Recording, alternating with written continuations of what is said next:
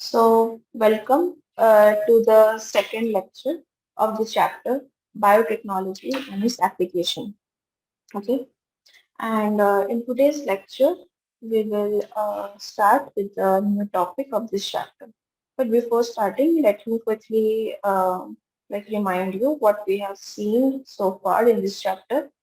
We have seen that biotech or recombinant DNA technology, which is a biotech technique, has really helped in development of BT crops or BT toxin expressing crops, which helps in making these crops pest resistant, as well as it has been really helpful in using the innate RNAi gene silencing mechanism, okay, for killing of nematodes in tobacco plants. In humans, when we see how it has helped in healthcare, people have developed recombinant insulin using RNA, using RDNA technology. Okay, and also people have developed gene therapy to treatment for treating genetic disorders like adenosine deaminase efficiency. These are some of the applications where RDN technology and genetic engineering has been really crucial and helped in development of humans. Now in today's class, let's see what are transgenic animals. So transgenic animals are those animals whose DNA has been manipulated. What do I mean by manipulation? People like humans, they have incorporated or added a gene, a foreign gene, okay, into the genome of these animals, because of which these animals will now start expressing this newly added gene. So, because of the expression of a new gene, these animals, how they behave or any visible characteristics, like that is phenotype, their phenotype will change. So people have attempted to make transgenic animals out of mice, okay, rats, then rabbits, pigs, sheep, cows, fish. So all these animals, they have been transgenically modified and used for various purposes. So what are these purposes or why transgenic animals are being produced? Let me walk you through the reasons.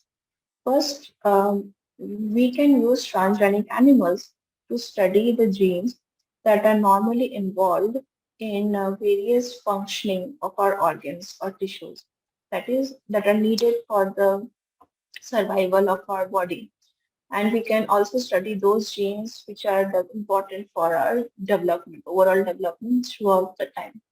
So, as you know, from Human Genome Project, they have discovered that in our genome there are around 50,000 genes, but only the function of 1% is known to us. Rest and plant person, people are still exploring, and they are very active field of research. So, in order to understand the functions of unknown genes, okay, whose functions are not known to us, that's why in those areas, okay, in those kind of researches, transgenic animals are very much helpful because we can just simply insert a gene whose function we want to know into an animal like mice, the genome of the animal like mice, and allow it to express. So if we see any changed phenotype, maybe we can draw some conclusion on how it is functioning inside the body of the transgenic animal. And similar kind of functioning can be thought in human as well. Then transgenic animals are also being crucial in studying the diseases which are suspected for development of a particular type of disease, like genetic disorders, etc. So that's why basically the same thing that I told just now. In those transgenic animals, people insert a gene that they think will develop into a disease and see uh, how the disease progression is there. Okay, and whether or not this particular suspected gene will cause the disease or not. So people have developed transgenic animals, transgenic models for various kind of diseases like cancers, various types of cancers. That RA stands for rheumatoid arthritis, Alzheimer's, etc. So these are the diseases which majority of the people around the world are suffering from. So in order to find good treatments for these diseases, transgenic animals who are having the genes for these diseases become very good models for testing any type of new drug or treatment. Then these transgenic animals which are expressing a particular gene, suppose, and as a result, it is producing a product, like a protein product. So if this protein product is useful to us, okay, if it is useful to us, it can be sold as a therapeutic biological product in the market at a very less costly amount, okay, in comparison to when we are isolating that particular protein from, say, pig or cattle, etc. Like this example we saw for insulin production. So similar, like insulin production, people use E. coli as a host to introduce the gene. But whereas in this particular example, people are using fish or rat or mice or pig, etc. And they are expressing the gene whose product we need. The example is for the protein alpha-1 antitrypsin. The gene corresponding to this protein will be inserted into, say, mice. So when mice is secreting the protein inside his body, it is taken out and then will be used for the treatment of a disease called emphysema. So the people suffering from emphysema will greatly benefit from this particular treatment. Now, transgenic mice, they are used to check the safety of vaccine as well. Okay, means if any new vaccine a company or a lab has developed, these vaccines can be tested on transgenic mice, which is showing the symptoms of a particular kind of disorder, say TB, and you have a vaccine that is going to treat TB. Okay, so in those cases, transgenic animals are really helpful. So this type of testing is done during preclinical trials, okay, where animals are used for testing. And once this particular vaccine or even a drug, okay, if once the vaccine or drug passes the safety mark that it is safe, it is not causing any toxicity, it is doing its job, doing its intended job to prevent the disease symptoms, then only they are approved for use on humans. That is, they are forwarded for clinical trials. So it's a long process. It takes years, but what one thing to note is the transgenic animals are really, really helpful in bringing new vaccines and drugs into the market. Okay, because they are being used for testing uh, these drugs and checking whether they are toxic or not, whether they are safe or not, whether they are working or not. Okay. So these are the reasons on why transgenic animals are being produced or how they are beneficial for our well-being. Okay. Now, so till now, whatever discussion we had, it might have sounded very selfish to you. So if we are animal lover, you must be thinking why people are harming these animals. Okay. Isn't there something that we could do to stop this? Okay. So these kind of questions many people are raising around the world and thus raising various kind of ethical issues in the field of biotechnology. Okay. So what kind of ethical issues?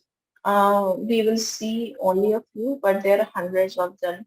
And there are special committees who are looking into these issues and trying to come up with a solution that, compromises on both the research as well as the argument that animals should not be harmed.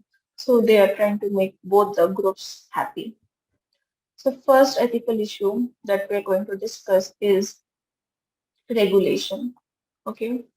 So any manipulation, genetic manipulation that you are doing on any living organism, even it is a mice or even it is a fly, fruit fly also people do, their manipulation, they has to be regulated. So there has to be committees who are looking over the steps people are using or humans are using for manipulating these living organisms and also the intention of manipulating these living organisms. So Indian government has taken this step in setting up a committee called Genetic Engineering Approval Committee, or in short, GEAC. So this committee looks over all these activities of genetic engineering. They especially make decisions regarding whether the particular type of engineering, genetic modification research is valid or not, whether it should be done or not, or whether it is worth it of all the money and the life, animal life that is going to be sacrificed, whether it is comparable to those standards or not, as well as it makes sure that genetically modified organisms, how they are treated after the experiments are done. Okay, so in many labs, they actually introduce the genetically modified organisms into the ecosystem, but there are various concerns related to how they are going to affect that ecosystem, how it is going to affect the lives of other normal animals living in that particular area, how it is going to affect the environment in general. So these kind of things are looked over, and people have to receive decisions. Like people have to receive not decisions, people have to receive approvals from this committee before starting any genetic modification experiment, or even like after the experiment, what they are going to do with those animals. So these kind of things are looked over this particular committee. Next ethical issue that is again a growing concern is that in government, developed countries, there are certain companies who are able to get patents. So what are patents? Patents are a document that gives you the power to use, means it basically gives you credit. The document gives you credit that you are the owner of any particular type of an invention, new invention that you have made, or a new technology that you have made. Okay, so you have the power on how to use it, and you have the power to uh, restrict others' use of your invention or technology. So people license their invention, and in return they get money. So they earn through their patents. So it's a kind of a property. Like land is a property, real estate is a property. So patent is kind of an intellectual property. So these are patents. So various companies around the world, especially in developed countries where they have lots of money, they have dared to patent the natural resources, okay, natural resources like plants, genetic materials that are naturally available, even the other biological resources that are naturally available, and say that they have discovered it or they have invented it, and they have put a patent on those natural resources. So what it is doing, it is harming the native people who are living in those areas or regions, who knows the use of those natural resources and have been using for hundreds of years. So it is really affecting their livelihood. So one day these companies from the developed countries can come and say that you cannot use this natural resource. If you want to use it, you have to pay me money. So these kind of injustice has been growing, and it is causing people become angry. Okay, so one example is one US company, they have patented our basmati rice, whereas basmati rice is a indigenous rice variety to our country. See, similarly, herbs, Indian herbs like turmeric, people in US, they have patented. So, but turmeric has been used in India for hundreds of thousands of years. So, in these kind of scenarios, government has to step in and make sure that these companies are not at all allowed to get patent. Another ethical issue that is coming up is various multinational companies or even other organizations in developed countries, they are using any bioresource that is available, say, in a small region or in a small country without getting permissions from that particular country's government.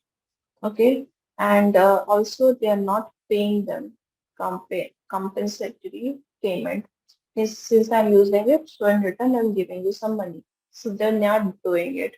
So when this kind of thing is happen, this is called biopiracy. So biopiracy means the multinational companies or any other organization makes use of bioresources without proper authorization from the country. Like you have to get permission from the country where this resource is available or from the people who are using this resource. And when you have got the permission, you are supposed to pay those people. In return, you will be allowed to use that biological resources. So this kind of thing, when it is not happening, okay, when they are not following the rules, then it is called biopiracy. Okay, so in order to prevent this biopiracy, it is not only loss for the people of the country who have the bioresources, but it is also a monetary loss for the government of that country. So that is why many developing nations, including India, they are developing various laws to prevent this kind of biopiracy activities. So these are the three types of ethical issues that is under the scope of the syllabus that you should know about. Other than these three, there are hundreds of ethical issues and people are still working on it. Okay, to find a common bridge that you know not only that allows research but as well as is not harmful to the environment. So people are trying to find solutions. So these kind of ethical issues. Now, with this, I will end the chapter on biotechnology and its application. But since I have time, I wish to discuss with you few practice problems on the complete biotechnology unit. Okay, so in this unit, we looked into two chapters. One dealt with the principles of recombinant gene technology, and another dealt with the application of biotechnology, right? We looked into these two chapters. So we will now look into few simple MCQ based questions on both these chapters. So the first question says the two antibiotic resistance genes on vector PBR322 are for. So if you remember the topic cloning sites where we talked about cloning vectors like this one. We discussed this vector as well. So you have to recall the structure of that particular vector. So there were two antibiotic resistance genes. So you have to now say what are those antibiotics towards which the resistance was provided by those genes. So if you look at the options, one option A says tetracycline kanamycin, option B says amphicycline tetracycline, amphicycline and chloramphenol, and fourth is chloramphenol and tetracycline. So what do you think is the correct answer? Please take some time and do try to guess.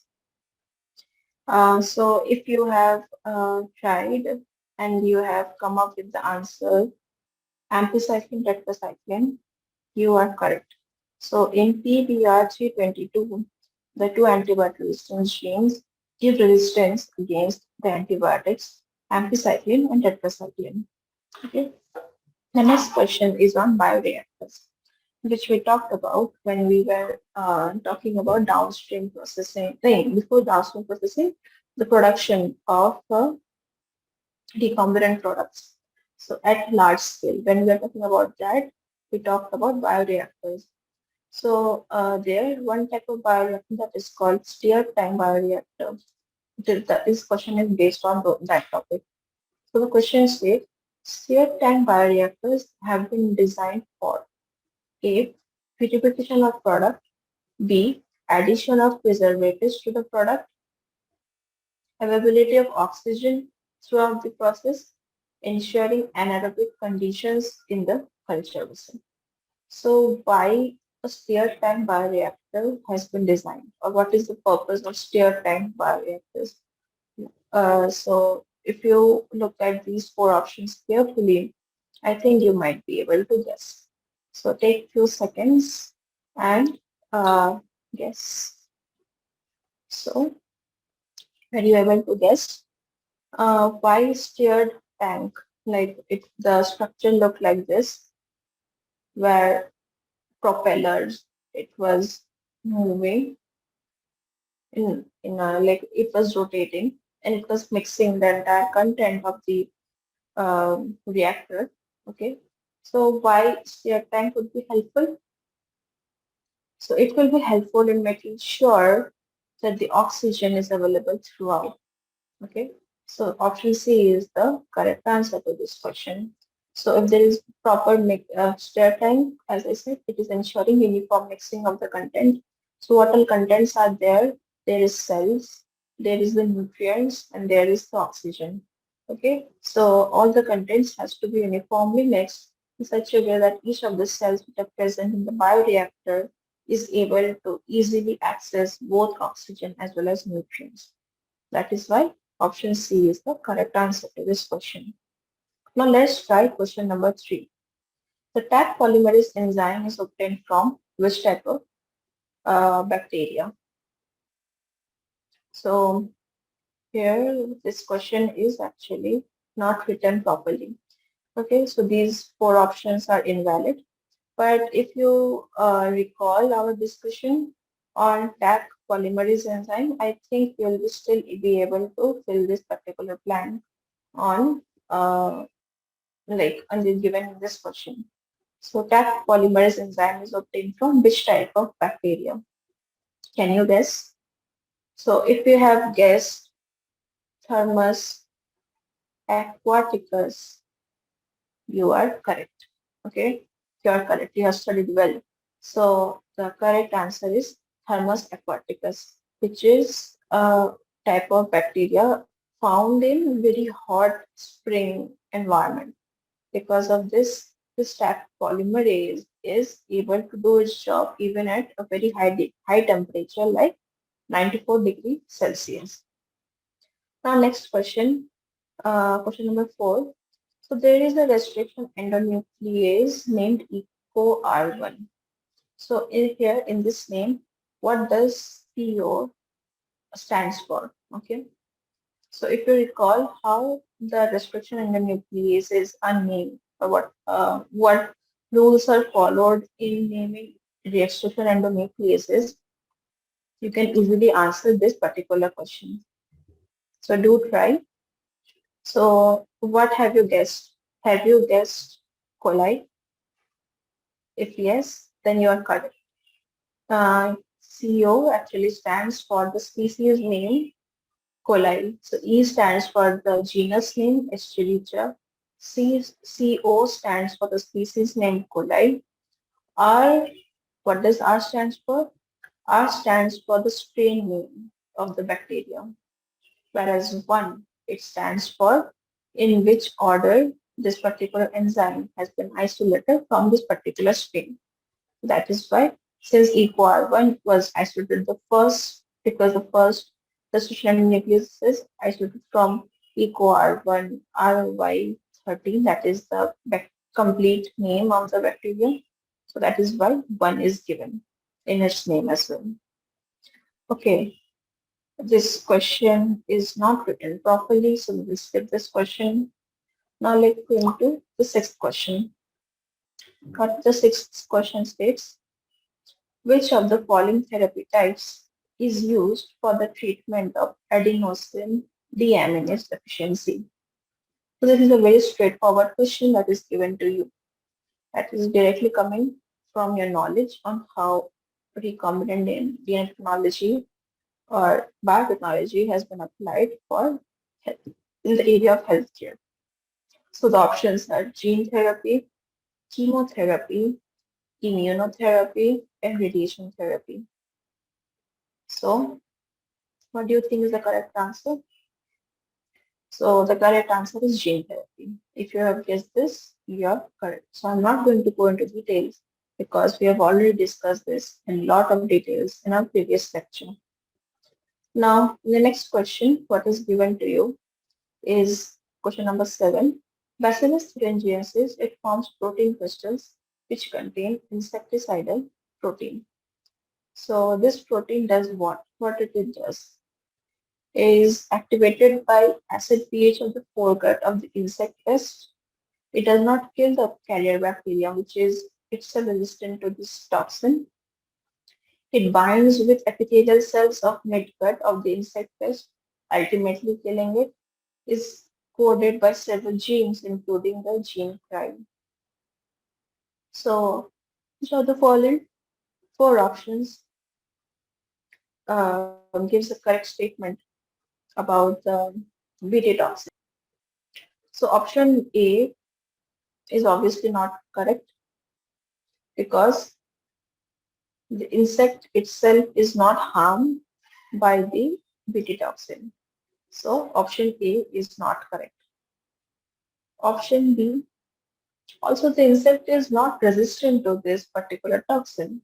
Okay, so the reason why it doesn't kill the insect itself is actually going to be clear when we look at option number C because that is the correct answer.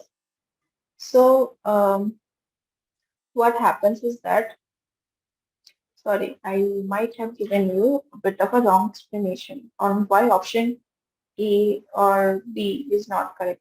Sorry. So this BT toxin is not activated by acid pH. That is why it is not going to kill the insect first. So option A is incorrect. Whereas in option B, the bacterium, it is not getting affected by the toxin itself.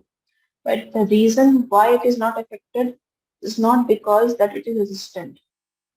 It is because in the bacteria, the toxin exists as a protoxin that is in inactive state. That is why it is not killing the bacterium. But the correct option to this particular question is that option number C. Here, what is happening is that the Bt toxin, if you recall, it is activated under alkaline pH. And alkaline pH is present in the midgut of the insect pest. So once it is activated, it binds with the epithelial cells and cause breakdown of the gut and ultimately kills it. Whereas the last option is also not correct because Bt toxin of various types, they are all encoded by the gene cry family. It is not like there's several types of genes like cry. The thing is, gene itself is a huge family of uh, genes. Okay, cry is itself is a huge family of genes that we have already talked about. So there are cry AB1, 2, cry AC1, 2. Like this, the naming has been done, and each of these cry genes codes for a different type of beta toxin in Bacillus thuringiensis. So the correct option is option number C. Option C. Now let's look at question number 8. Which of the given statement is correct in the context of observing DNA separated by agarose gel electrophoresis? So let's look at the statements first. DNA can be seen in visible light. DNA can be seen without staining in visible light. Ethidium bromide stained DNA can be seen in visible light. Ethidium bromide stained DNA can be seen under exposure to UV light. So which of these is the correct option?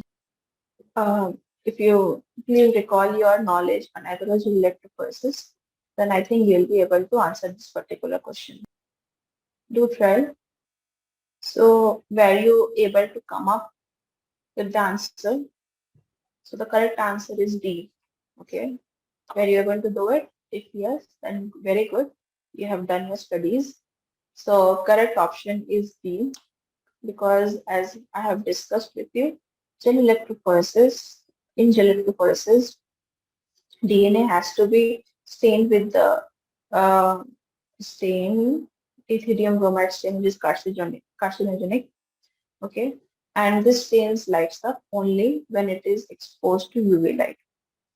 Otherwise, in visible light, DNA bands, they are not visible. Okay, you cannot see DNA using naked eyes. But yes, when there is bulk of DNA, a huge amount of DNA, then it looks like strands. But when you have, unwinded, like when you have walked through the mesh of this DNA structure and cut a small piece of gene, for looking at that very small piece of gene, you cannot rely on your visible eye. Means you cannot rely on visible light to look at it. You have to use this particular stain, ethidium bromide, and then give UV exposure, and then only you will be able to see the gene of interest in your after gel electrophoresis in your gel.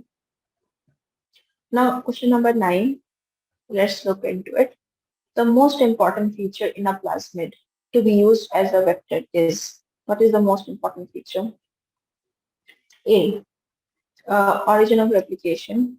B. Presence of selectable marker. C. Presence of sites for restriction in nucleus. And D. Its size. What is the most important features? So all of these options are the features of a plasmid vector. But you have to identify which is the most important feature. Can you try and try to guess what could be the answer to this question? So the correct answer to this question is A. Origin of replication is the most important feature of plasmid. Why I said this? Why not other three options? So because of this feature of origin of replication, we are able to uh, cause replication of our gene of interest without being dependent on the host genome's origin of replication. Okay, you only need the DNA polymerase enzyme from the host, not the sequence body. So that is why the plasmids are chosen in the first place. Otherwise, you could have just introduced your small gene of interest. Because if you do that without a plasmid, it will not express or it will not get replicated even. ORI is what facilitating that replication. And then if you have incorporated in the promoter region, etc., then it will get expressed in the host cell as well. Whereas the other features, the presence of selectable marker or sites for indecision in nucleus, they come for the later stage. Like when you want to select for the transformed cells or when you want to insert your gene of interest. But the most important feature is why plasmid is chosen because it has origin of replication that will allow cloning or replication of the gene of interest. Next question. While isolating DNA from bacteria, which of the following enzyme is not used? So this question is based on your common sense. I hope you all will be able to guess it correctly. So option A is lysozyme, B is ribonuclease, C is deoxyribonuclease, and D is protease. So which of these options is correct here? What enzyme you won't use while isolating DNA? Did you guess deoxyribonuclease? If yes, then you're correct. So you want to isolate DNA, then why would you want to degrade it with an enzyme that's job is to degrade the DNA? So the correct answer is C. I hope this answer is clear to you. Now let's look at the 11th question. Silencing of a gene could be achieved through the use of RNA, DNA, both DNA and RNA, none of the above. So recall how gene silencing is done uh, to activate or sorry, to kill the nematode pest in tobacco plants. We have looked into this, right? How tobacco plants are protected from the pest nematode. So there, how they silence the gene. If you remember that topic, you can definitely answer this particular question. So did you guess RNA? If yes, then you are correct. So RNA is the correct answer. So there we talked about RNA interference or RNAi. Remember? So in the RNAi mechanism, which is a cellular defense mechanism, there inherently we are not starting this mechanism, we are using this mechanism already present in the cell. So there, the DNA or the gene from the nematode is stopped or prevented from translating into a protein by, uh, a small piece of RNA that binds to this particular, uh, uh, binds to the mRNA resulting from that particular gene. And because it becomes double-stranded, there are mechanisms, right? There are enzyme complexes that cleaves this double-stranded RNA and prevents the translation of the mRNA of the nematode. Now look at the 12th question. Choose the correct option regarding retrovirus. So you have to recall what are retroviruses. It is the RNA virus that can synthesize DNA during infection. It's a DNA virus that can synthesize RNA during infection. A single-stranded DNA virus, a double-stranded RNA virus. What's a retrovirus? Remember when we talked about central dogma of molecular biology, we said that DNA gets transcribed into RNA, but opposite can also happen. Like RNA can get or RNA can form DNA. So you're using the mechanism reverse transcription. So it's an exceptional mechanism and it is only practiced by retroviruses. Now, why would they do that? Why would they do that? Think about it. So if till now, after giving this hint, you were able to guess that RNA, it's an RNA virus, then you are correct. So since it is an RNA virus, means it is the genome of retrovirus is made up of RNA. So when a retrovirus infects a mammalian cell whose genome is DNA, so to integrate its genome, okay, it does the process reverse transcription. So it has the enzyme reverse transcriptase, which can convert the information in the retroviral RNA into a DNA strand, and then this DNA strand can get integrated into the DNA genome of the host cell. So because there is original replication in the host genome, it will also transcribe and then translate the retroviral proteins, which will result in formation of new retroviruses. That means the mammalian cell or the host cell is infected. Now, let's look at question number 13. What it states that a C-peptide of human insulin, what it does. Okay, you have to guess. C-peptide of human insulin is a part of mature insulin molecule responsible for formation of disulfide bridges, is removed during the maturation of proinsulin to insulin and responsible for its biological activity. So if you recall the structure of insulin, and how recombinant insulin is finally made, you'll be able to answer this question. So if you were able to guess that option C is correct, then you are correct. Okay. So C peptide, there are three peptides A, B, and C. In the final insulin structure, the mature insulin only has the peptide A and B. In peptide C, it is removed. That is why option C is correct. Question number 14, let's look into it. An antibody resistance gene in a vector usually helps in the selection of competent cells, transformed cells, recombinant cells, none of the above.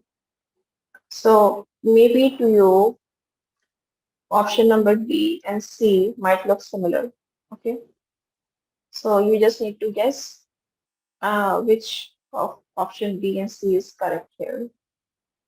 So if you have guessed B, then you're correct. So antibiotic resistance gene, in presence of this gene, the transformed cells will be resistant to the antibiotic. Like if there is ampicillin resistance gene, the transformed cells will be resistant to ampicillin. But then why not it can help in selecting the recombinant cells. So if you recall the mechanism called insertional inactivation, where due to the insertion of gene of interest into, say, an antibiotic resistance gene or beta galactosidase, that particular gene expression has stopped. Remember? So using that thing, we can more conclusively say that this cell, this transformed cell, is also a recombinant cell. By recombinant cell, I mean it also carries your gene of interest along with the plasmid. The last question under this MCQ category is this question number 15. Which of the following has popularized PCR? That is polymerase chain reaction. Is option number A is the availability of DNA template, then availability of synthetic primers, availability of cheap deoxyribonucleotides, availability of thermostable DNA polymers. So maybe to you all of these options look similar. Okay, maybe. But there is one correct answer here. So do try to guess. So were you able to guess that D is the correct answer? If yes, then you're correct. So D is the correct answer here. So let me tell you the cost of synthetic primers as well as DNTPs are not that little. Okay, they are quite expensive. As well as the availability of DNA template is not that easy. People have to do a lot of work, uh, like that is not very much extensively discussed in this chapter, but people have to do a lot of work in order to get the desired gene of interest which one wants to do PCR on. So that is why option number D here is the correct answer to this particular question. Without the Taq polymerase. Here, thermostable DNA polymerase means Taq polymerase. Without Taq polymerase, PCR is not possible. So, availability of this particular enzyme, since people have discovered, PCR is very much popularized and various forms of PCR technique is now available. Now, let us look into few, word problems which might, jog your brains. The first question is given. Which of the following DNA sequences could be the recognition sites for restriction enzyme? For restriction enzyme. Okay, so these are the three types of recognition sites. So you have to guess which of these could be for a restriction enzyme. So you have to actually cannot guess by simply looking into it. You have to use a pen on paper and scribble some things. So what you will scribble? You have to first recall what is the unique feature of the recognition sites of restriction enzymes. What is the unique feature? They were palindromes. Okay, the sequences were palindromic. Okay, that is in English word like Malayalam or Madam. There from the left and the right side it is the same. Whereas for this case, palindrome, what it means that the sequence reads the same. Okay, when you keep the reading orientation same, like 5 prime to 3 prime, it also reads the same on the one strand, and also the second strand, 5 prime to 3 prime, it reads the same. So that is the definition of palindromic sequences for restriction enzyme. So you have to first look into these three sequences and check whether they are palindromic or not. So let's try with sequence A, write it in 5 prime to 3 prime direction, TGC, CGT. So this is for first DNA strand. The second DNA strand, how it will read? It will read A, C, G, G, C, A. Now when you read in the direction 5 prime to 3 prime, it is reading this TGC, CGT. As when you read from this direction 5 prime to 3 prime on the other strand, the sequence is not same, correct? ACG, GAC. That means option A is not palindromic. Now let us look at option B. 5 prime TGC GCA.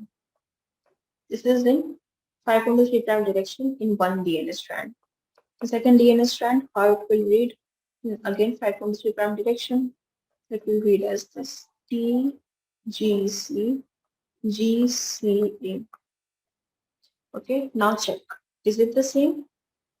In 523 direction, it is reading as TGC GCA. Now here also TGC GCA. So this is a palindrome. The correct option is D. Similarly, you can also check whether C is palindromic or not. But here the correct answer is B. Okay. So now let's look at the second question. Here, what is being said is that the recombinant human insulin that is produced by bacteria, we know E. coli, it carries a cloned insulin gene. Now is now the major form of insulin used to treat diabetes. That is, recombinant human insulin is the major form of insulin used to treat diabetes. The human insulin gene encodes an mRNA that is only 33 nucleotides long, but the entire gene spans more than 400 or 4,000 nucleotides. Now there are three exons and two introns.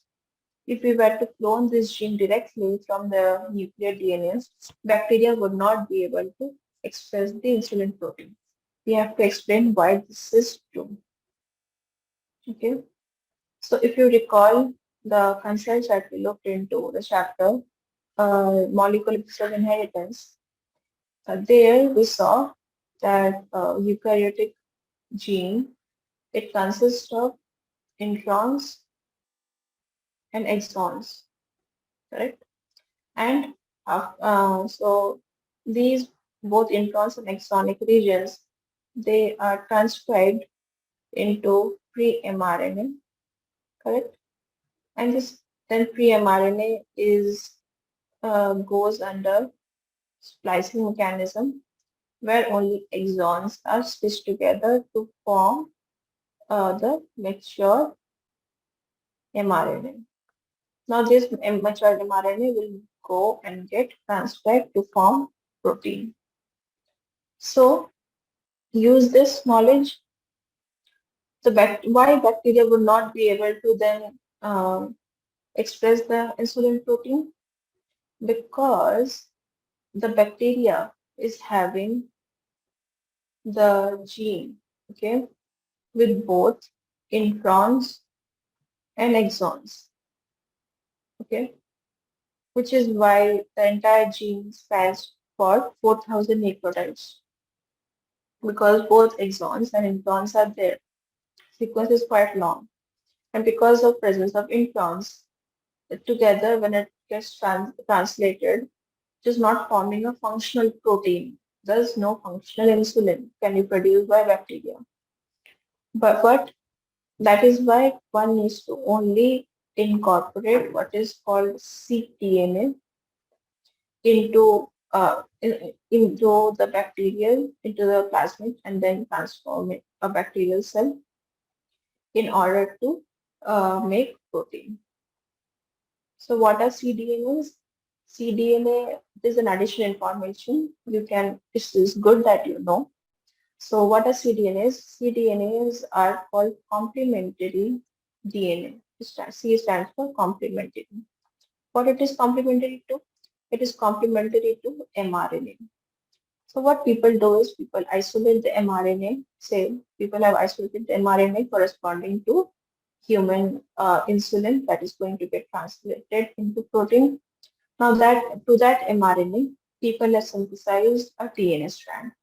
Okay, and that then DNA strand is made a double-stranded structure, and now this will be called a complementary DNA, whose sequence will be same as the mRNA. Okay, and mature mRNA I'm talking about, not the pre-mRNA. So that is why the cDNA will having the sequence of the mature mRNA consisting the sequence of only the exons that are joined together. And now when this cDNA gets inserted into a plasmid vector and then transformed into a bacterial cell, it will only allow the expression of functional insulin protein. So I think the question must be clear to you and as well as the answer. Let's look at another question. So diagram below represents the section of human genome, this diagram. The coding sequence of a gene, this is the gene, YFG is shown by an arrow. Now the box and the boxes indicates the location of some regulatory sequences. This is not of your concern, regulatory sequences. The locations of recognition sequences for three common restriction enzymes, EcoR1, BAMH1, NCO1 are also marked. Okay, so these are the recognition sequences for restriction enzymes, EcoR1, BAMH1, NCO1.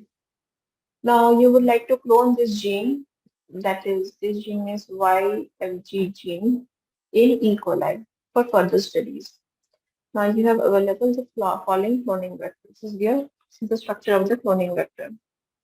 So which or what restriction enzyme would you use to clone this gene? Explain your choice. So if you remember the topic of inserting gene of interest into the plasmid, so there we have to first cut both the plasmid as well as your source DNA with the same restriction enzyme. Because when you do that, you will create sticky ends, that is single-stranded overhanging stretches, correct? And these stretches will have sequences that will be complementary with another sticky end, okay? And then similar, it will form hydrogen bonds, and then you can bring in DNA ligase and form phosphodiester bonds, and then you will get a continuous, fully ligated recombinant DNA. Correct?